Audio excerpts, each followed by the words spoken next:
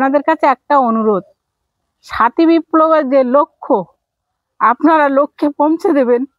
আর আপনাদের সাথী আজ আমার অন্ধের যষ্টি বাবার ভয়ে জালটা কিন্তু এখানে মেলানো আছে। এই যে দেখুন, এখনো কিন্তু এর মধ্যে পাতা পুঁতি যে নোংরা থাকে, জালটা ভালো করে ঝেড়ে আর মেলে দিতে হয়। তো বাবা যেন দেখতে না পায়, তাই বাবার ভয়তেই কিন্তু ভাই জালটা এখানে মেলে দিয়ে গেছে। একটা বাচ্চা শিশু যেমন দুর্গম রাস্তা সে পায়ে হেঁটে চলতে পারে না, ঠিক তদ্রূপ আজ ওদের এই লক্ষ্যটা অনেক দুর্গম হয়ে দাঁড়িয়েছে। কারণ বিপ্লব বাড়ি নেই, সব কাজটা বিপ্লব করতো, কদিন পরে অনিমেষও কাজে চলে যাবে। তাই দুর্গম রাস্তাটা আপনারাই সাথে থাকবেন, এইটুকু অনুরোধ।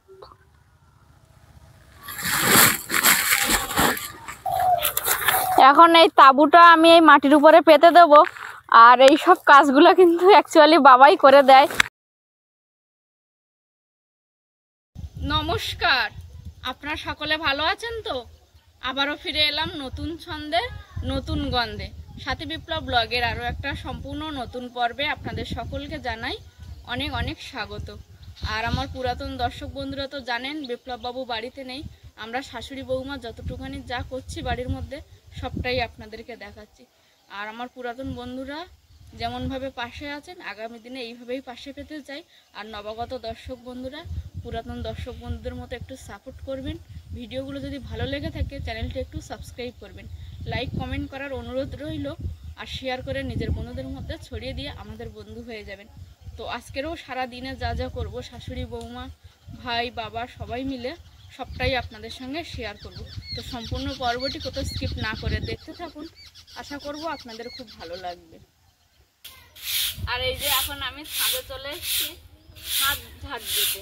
তো এই ঝাড়টা বাবা বাড়ি থাকলে বাবা দিয়ে দিত, বাবা গেছে সকালে রেশন তুলতে, আজকের আমাদের এখানে রেশন দেবে, তো বাবা সেখানে চলে গেছে, এই জন্য আমি করছি। আর এই ছাদটা ঝাড় দিয়ে তারপর কি করব আপনারা কিন্তু দেখতে থাকুন।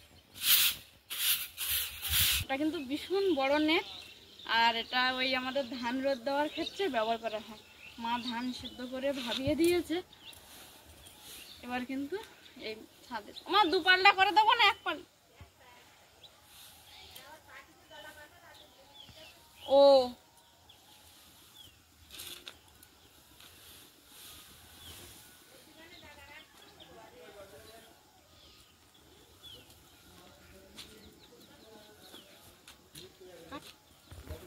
এখানে কিন্তু আমি 3টে কাপ নিয়ে নিয়েছি, চাটা হয়ে গেছে, এবার কাপের মধ্যে ঢেলে আমরা 3 জন খাবো। বাবা তো যেহেতু বাড়ি নেই, ভাই আমি আর মা। আমরা সকালে চা করেছিলাম, খোকা আজকের একটু দেরি করে এসছে, তো আমাদের ওখান থেকে খোকাকে একটু চা দেওয়া হয়েছে, আর খোকা কিন্তু সেই চাটা খাচ্ছে। খোকা চা ভালো হয়েছে? এ খোকা চা ভালো হয়েছে খোকা? তাই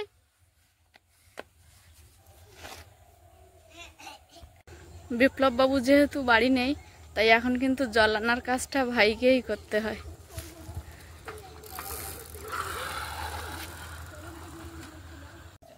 এই পরিমাণ ধানকে প্রথমে একবার ভাপ দিয়ে দিয়েছে, তারপর সেদ্ধ করে রাখা হয়েছিল অনেকক্ষণ, বেশ কিছুক্ষণ রাখা হয়েছিল। এখন এই গামলিতে ভাই ভরে উপরে দিয়ে দেবে। আমি নেটে সব রেডি করে আসছি, এবার ওখানে রোদে মেলিয়ে দেবো।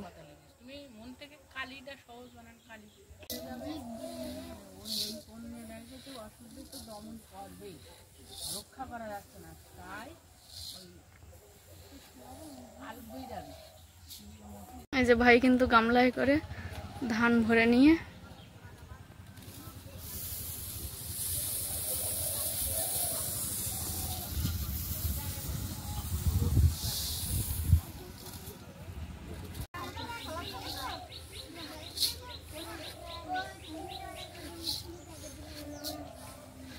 নেটটার উপরে কিন্তু কিছুটা সেদ্ধ করা ধান দিয়ে গেছে, আরও এখনো অনেকবার আনতে হবে। এখন ভাই তো ধানগুলো বয়ে দিয়ে গেল, এবার কিন্তু আমি হাত দিয়ে এগুলোকে নেড়ে ঠিক করে মেলিয়ে দেবো।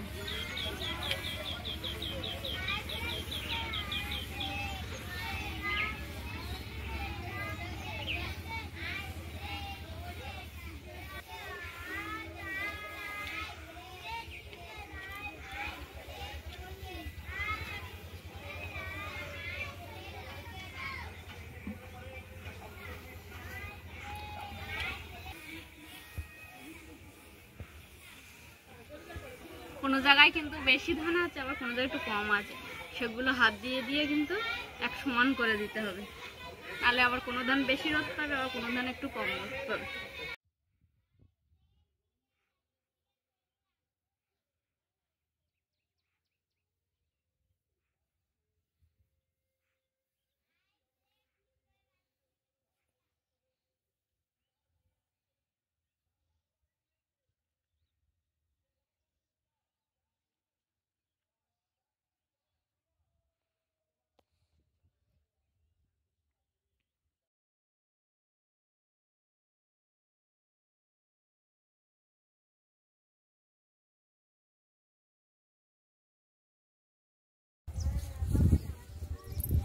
ধানগুলো হাত দিয়ে কিন্তু পুরো সুন্দর করে নেড়ে দিয়েছি।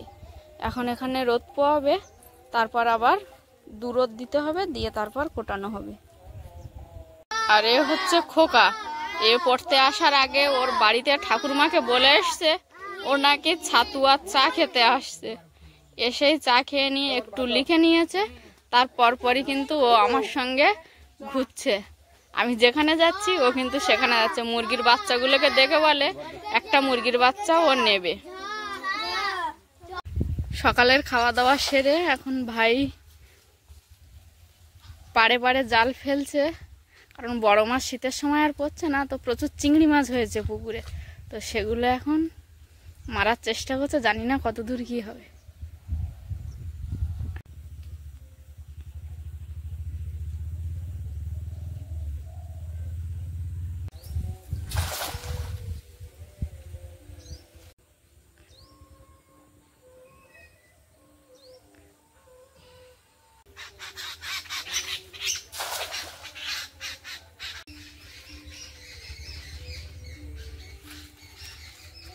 এখন সকালে তো অনেকটা করে কুয়াশা থাকে, কুয়াশায় আর ছাগলগুলোকে বাঁধা হয় না ঘাসে। কুয়াশাটা একটু ছাড়িয়ে গেলে একটু বেলার দিকে ছাগলগুলোকে বাঁধা হয়, তাই এখন মা আর আমি ছাগল বাঁধতে যাব। এখন কিন্তু ছাগল বাঁধা হয়ে গেছে আর আমরা দুজনে বাড়ির দিকে ফিরছি। তো চলুন বাড়ি গিয়ে এখনো অনেক কাজকর্ম আছে, সব কিন্তু আপনাদের সঙ্গে শেয়ার করব কি কি কাজকর্ম। ভাই কিন্তু পুকুরে এখনো জাল ফেলছে, ততক্ষণে আমরা ওপারে গেছিলাম ছাগল বাঁধতে। ছাগল বেঁধে এসে এখন বসার তাবু হাতে করে যাব, আমাদের যে উঁচু মাটিটা তোলা আছে জমির মধ্যে ওইখানটায় যাব। চলুন। কোনখানটায় দেবো? এরম জায়গায় পাতলে হবে? আসো। এখন এই তাবুটা আমি এই মাটির উপরে পেতে দেবো, আর এই সব কাজগুলো কিন্তু অ্যাকচুয়ালি বাবাই করে দেয়, যেহেতু বাবা আজকে রেশনে গেছে, আবার এসছিল সকালের খাবারটা খেয়ে ফের বেরিয়ে পড়েছে। ডিলিয়ার আসতে একটু লেট করেছে দেখে বাবা কিন্তু এসে সকালের ভাতটা খেয়ে গেছে। তো এখন বাবার কাজ হাত ঝাড় দেওয়া ওগুলো বাবা করে দিত আমার হয়তো উঠতে উঠতে, তো বাবা নেই বলে সেটা করতে হলো। ছাগল বাঁধা এটা বাবাই করে, সেটাও করতে হলো। আর এখন এই হলুদ দেওয়া হবে এই তাবুটার উপরে, সেটাও বাবা না থাকায় আমাকে করতে হচ্ছে। আমার এরকম ছোট করে দেবো না পুরো লম্বা করে দেবো? আরেকটা মাছ খুলে দেবো। ও, তো আমাদের যে হলুদ গুলো তোলা হয়েছিল কাঁচা হলুদ, সেগুলো তো আপনাদেরকে দেখিয়েছি। আর এখন সেগুলো সেদ্ধ করার পরে এখানে কিন্তু রৌদ্রে দেওয়া হবে, যেহেতু এটা ফাঁকা জায়গা তাই টানা রোদটা পেয়ে যাবে।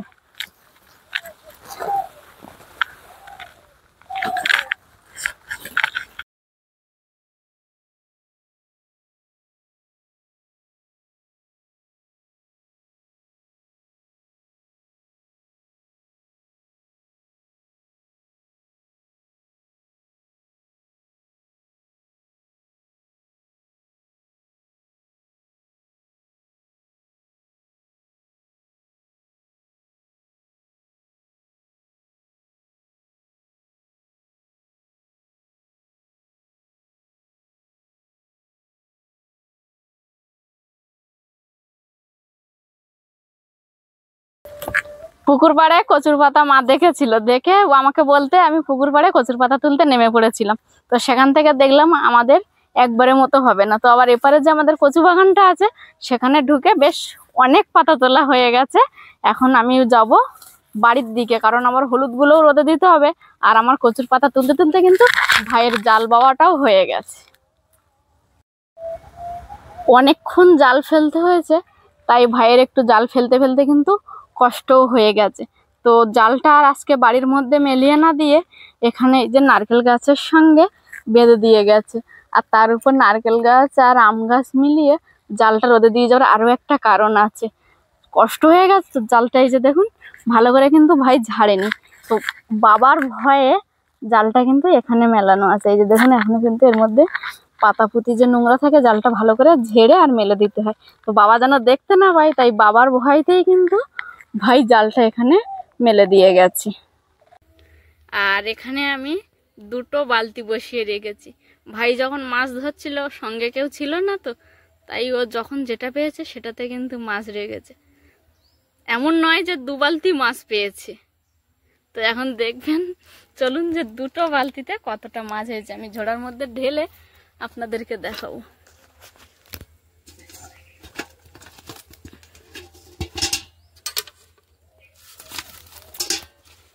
এই 2 বালতি মিলে কিন্তু এই পরিমাণ মাছ হয়েছে।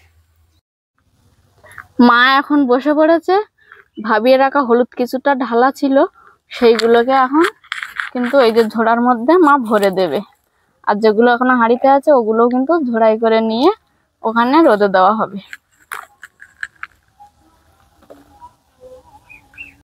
হাত দেবো? হ্যাঁ দাও। আবার পারবে তো? হ্যাঁ হ্যাঁ, ভার হবে বলো। নমস্কার দর্শক বন্ধু, বিপ্লব বাড়ি নেই, বৌমা একা। এই টুকটাক বাড়ির মধ্যে যে কাজকর্ম হচ্ছে সবটাই আপনাদের সঙ্গে দেখা করার চেষ্টা করছে। কিন্তু সমস্যা একটা, ক্যামেরা তো আমি ভালোভাবে ধরতে পারি না, অল্প স্বল্প পারি। হয়তো কখনো কখনো আমারও হাত কাঁপে, ছবি ভালো আসবে না। তা আপনাদের কাছে একটা অনুরোধ, সাথী বিপ্লবের যে লক্ষ্য, আপনারা লক্ষ্যে পৌঁছে দেবেন। আর আপনাদের সাথী আজ আমার অন্ধের যষ্টি। কারণ মানুষের বয়স হয়ে গেলে যে কি সমস্যা হয় সেটা আজ আমি নিজে বুঝতে পারছি। আমি ভারী কোনো কাজকর্ম করতে পারি না, বসে টুকটাক বৌমার হাতের কাজ করি। আর সকাল হয় আমার এই অন্ধের যষ্টির হাত ধরে। তাই অনুরোধ, লাইক কমেন্ট শেয়ার সবটাই করে আপনারা পাশে থাকবেন। আর সাথী বিপ্লবের লক্ষ্য আপনারা পৌঁছে দেবেন। একটা বাচ্চা শিশু যেমন দুর্গম রাস্তা, সে পায়ে হেঁটে চলতে পারে না, ঠিক তদ্রূপ আজ ওদের এই লক্ষ্যটা অনেক দুর্গম হয়ে দাঁড়িয়েছে। কারণ বিপ্লব বাড়ি নেই, সব কাজটা বিপ্লব করতো, কদিন পরে অনিমেষও কাজে চলে যাবে। তাই দুর্গম রাস্তাটা আপনারাই সাথে থাকবেন, এইটুকু অনুরোধ। বৌমা খুব তড়িঝড়ি কাজ করছে, বেলাটা অনেক হয়েছে, বাবা রেশন তুলে আসবে, রান্না বান্না করতে হবে। বাবার আবার একটু অন টাইম হয়ে গেলে খুব খিদে পায়। বৌমা বাবার খাওয়ার জন্য খুব ব্যস্ত হয়, কিন্তু বাড়িতে বিভিন্ন কাজ অনেক সময় ছোটাছুটি করেই করতে হয় কাজগুলো। এখন এই মুহূর্তে বাড়ির মধ্যে মা আর আমি ছাড়া কেউ নেই। বাবা তো রেশন তুলতে গেছিল, রেশন তোলা হয়ে গেছে, ভাইকে ফোন করেছে, ভাই সাইকেল নিয়ে বেরিয়ে গেছে রেশনের যে চাল আটা দেয় সেগুলো নিয়ে আসার জন্য। তো ভাই হাঁড়িগুলোকে নামিয়ে রেখে গেছিল যেন আমাদের অসুবিধা না হয় ও না থাকলে। তো এখন এই যে হলুদগুলো ঢেলে নিচ্ছি, নিয়ে আবার কিন্তু ঝোড়াই করে বয়ে বয়ে ওই মাটিতে নিয়ে যাবো। আর এই যে শাড়িটা আমি কচু পাতা তোলার জন্য তড়িঘড়ি পরে নিয়েছিলাম, তারপর কচুর পাতা তোলা হয়ে গেলে খুলে দিচ্ছিলাম, মা বারণ করলো যে এখন খুলো না, হলুদগুলো একেবারে বয়ে দিয়ে খুলবে, কারণ এই যে ভাবানো হয়ে গেছে, এরপর এবার আস্তে আস্তে হলুদের কালার বেরোচ্ছে। তো মা বললো অন্য শাড়ি পরলে রং লেগে যাবে, রং লেগে যাবে, আর ওই হাঁড়ি ঢালতে গেলে গায়ে লাগে, কালি লেগে যাবে। এই যে এখন আমি আবার এই ঝোড়ায় তুলে নেবো হলুদগুলো, নিয়ে ওই যেখানে তাঁবুটা পেতে এসেছিলাম বসার পর তাঁবু, ওখানে কিন্তু দিয়ে আসবো।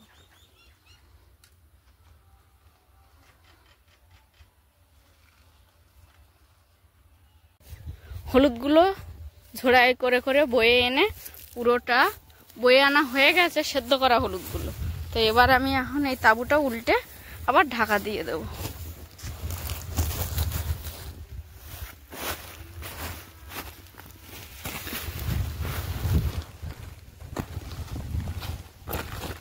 এখন কিন্তু কয়েকদিনের ঢাকা দেওয়াই থাকবে। বাইরের কাজটা কমপ্লিট করে এবার উনানের ধারে চলে এসেছি দুপুরে রান্না বান্নার জোগাড় যন্ত্র করতে। সবজি মাছ সবটা নিয়ে দুই শাশুড়ি বৌমা বসে পড়েছি। মা এখন ওই যে কচুর পাতা তোলা হয়েছিল সেই কচুর পাতাগুলো পোকা বাসা যেগুলো আছে সেগুলো কিন্তু বেছে দিচ্ছে, আর আমি মার পাশে বসবো। এখন মোচা আছে আর একটু পটল আছে, ওগুলো কাটতে বসবো। আর এই যে দেখুন ঠিক কিন্তু একদম উনানের পাশে, শুধু যে মা সবজি বেছে দিচ্ছে তেমনটা কিন্তু নাই, সাইডে কিন্তু মায়ের যে ওষুধপত্রগুলো থাকে সেগুলোও কিন্তু নিয়ে বসে আছে, টাইম দেখে দেখে খাচ্ছে। আর এদিকে টুকিটাকি আমার হাতেরও কিন্তু অনেকটা কাজ গুছিয়ে দিচ্ছে মা।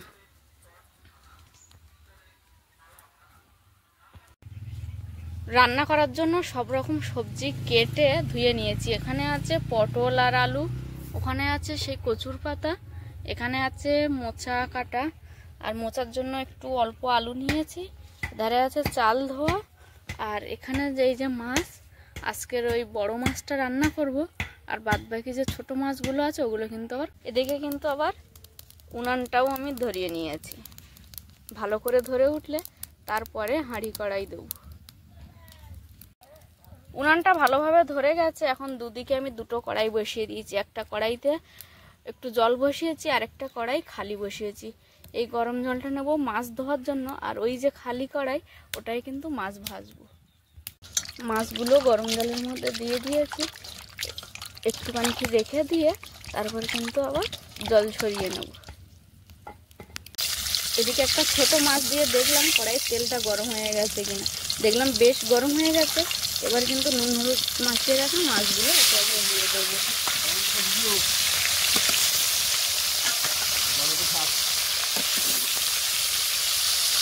মাছগুলো ভাজা হয়ে গেছে, এবার কিন্তু একটা পাত্রে আমি তুলে নেব। কচুর পাতাটা ভাবাতে দিয়েছিলাম, ভাবানো হয়ে গেছে, এবার আমি একটা আলাদা পাত্রে ঢেলে নেব। সব মাছটাকে ভেজে এখানে রেখে দিয়েছি, আর মাছ ভাজার যে কড়াই ওখানে একটু আমি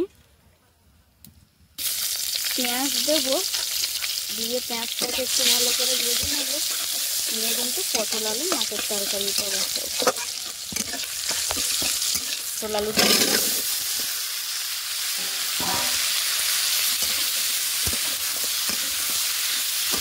কড়াইয়ের মধ্যে পটল আলু দিয়ে দিয়েছি। এবার এটাকে একটু ভালো করে ভেজে নিয়ে তারপরে কিন্তু আমি জল ঢেলে দেবো। আলু পটলটা ভাজা হয়ে গেছে, এবার কিন্তু আমি জল ঢেলে দেবো।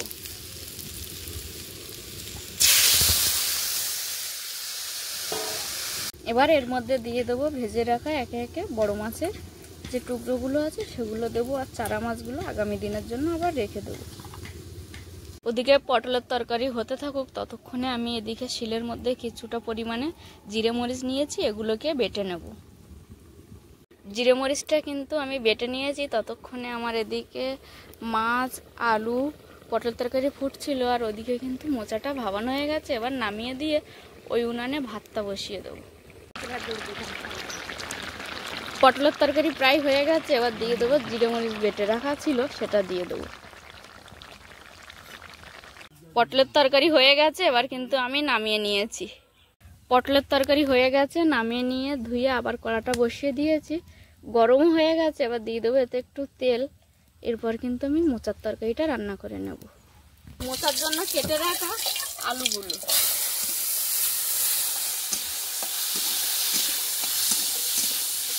ভাজা হয়ে গেছে, এবার আমি আর একটা পাত্রে তুলে নিচ্ছি।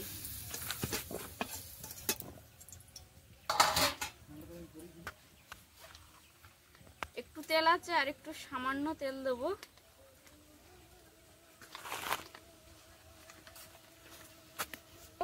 কুচিয়ে রাখা পেঁয়াজ, থেতো করা একটু রসুন, আর কয়েকটা লঙ্কা কুচি। পেঁয়াজ রসুন আর কুচানো শুকনো লঙ্কা ভাজা ভাজা হয়ে গেছে, এর মধ্যে দিয়ে দেবো ভাবিয়ে রাখা মোচা।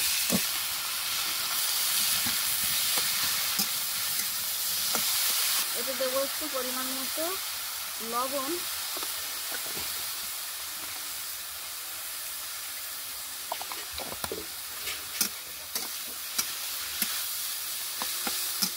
শিলের মধ্যে কিছুটা গরম মশলা থেঁতো করে আর একটু জল দিয়ে ভিজিয়ে রেখেছি। যখন বাটবো তখন কিন্তু খুব তাড়াতাড়ি বাটা যাবে। আর এই পদ্ধতিটা কিন্তু আমি মায়ের কাছ থেকে শিখেছি। মোচাটা একটু ভালো করে কষিয়ে নিয়েছি, তাতে দিয়ে দেবো ভেজে রাখা আলু।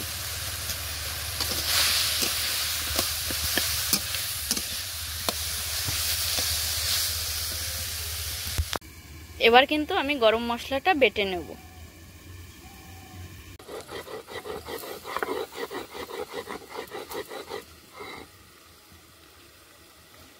অনেকটা বড় শিল তো, এক পাশে জিরে মরিচ বেটে রেখে দিয়েছি, আর একটুখানি জায়গায় কিন্তু আমি আবার গরম মশলাটা বেটে নিলাম।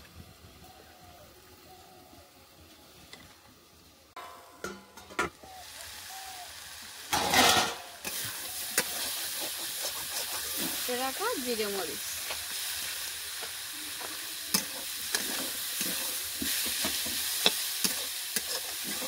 দিয়ে দেবো বেটে রাখা গরম মশলা।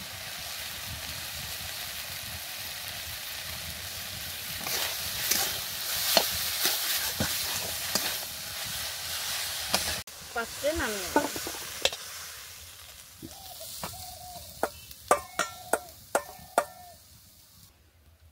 আজকে 3 পদের রান্না হচ্ছে, একটু বেলাও হয়ে গেছে। সকাল থেকে রান্না বান্নার থেকে বাইরের কাজটা অনেক বেশি ছিল, সেগুলো গুছিয়ে গাছিয়ে রান্নার ধারে আসতে একটু সময় লেগে গেছে। তো আমি 2টো পদ রান্না করে নিয়েছি, পটল আলু মাছের ঝোল আর মোচা। আর মা এখন রান্না করবে কচুর পাতাটা। তো বন্ধুরা, আজকের পর্বটা কিন্তু আপাতত এখানেই শেষ করছি। এতক্ষণ ধৈর্য দেখার জন্য আপনাদেরকে অনেক অনেক ধন্যবাদ। দেখা হচ্ছে নতুন কোনো একটা ভিডিওতে। শাশুড়ি বৌমা নিয়ে আসছে কিন্তু। তো আমার সকল বয়স জ্যেষ্ঠকে জানাই অনেক অনেক প্রণাম, সমবয়সীকে জানাই ভালোবাসা, ছোটদেরকে জানাই আদর ও স্নেহ। সবশেষে আমি যেটা বলে থাকি, সাথী বিপ্লব ব্লগের সঙ্গে সদা সর্বদা জুড়ে থাকবেন। নমস্কার, আজ তাহলে আসি।